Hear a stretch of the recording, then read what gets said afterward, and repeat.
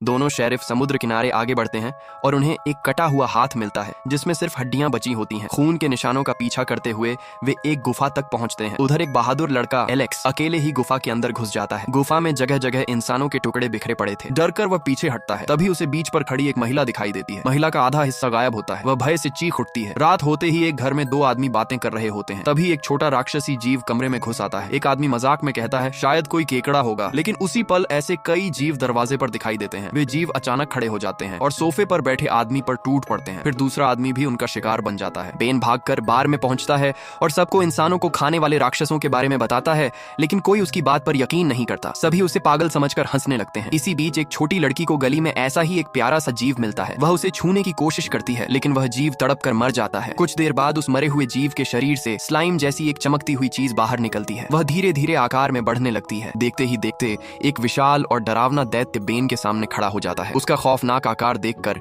Ben इतना डर जाता है कि भागना तक भूल जाता है। उधर स्कूल के ग्रेजुएशन डांस में सभी लड़के लड़कियां मस्ती से डांस कर रहे थे। तभी एक छोटा राक्षसी जीव हॉल में घुस आता है। वह लोगों के बीच से गुजरता हुआ सीधे डीजे के पास पहुंचता है और उसकी बीट पर झूमने लगता है, लेकिन वह डीजे पर हमला कर देता है। संगीत अचानक बंद हो जाता है और पूरा हॉल सन्नाटे में डूब जाता है। इससे पहले कि कोई कुछ समझ पाता, एक और जीव टेबल के नीचे से निकलकर एक खूबसूरत लड़की के चेहरे पर झपट पड़ता है। वह किसी तरह उसे दोनों हाथों से पकड़कर खुद को बचा लेती है। तभी एलेक्स दौड़ कर आता है, उस जीव को दूर फेंक देता है और लड़की को उठाकर सुरक्षित जगह ले जाता है। लेकिन तभी और भी दर्जनों छोटे राक्षस हॉल में घुस आते हैं। घबराए हुए छात्र इधर उधर भागने लगते हैं। काफी संघर्ष के बाद छात्र मिलकर उन छोटे राक्षसों को खत्म कर देते हैं, लेकिन उनकी राहत ज्यादा देर नहीं टिकती। डीजे को खा चुका जीव अब एक भयानक रूप धारण कर चुका था। उसके शरीर पर भारी कवच और दरांती जैसी घातक भुजाएं निकल आती हैं। इसका अगला पार्ट देखने के लिए चैनल को सब्सक्राइब करें।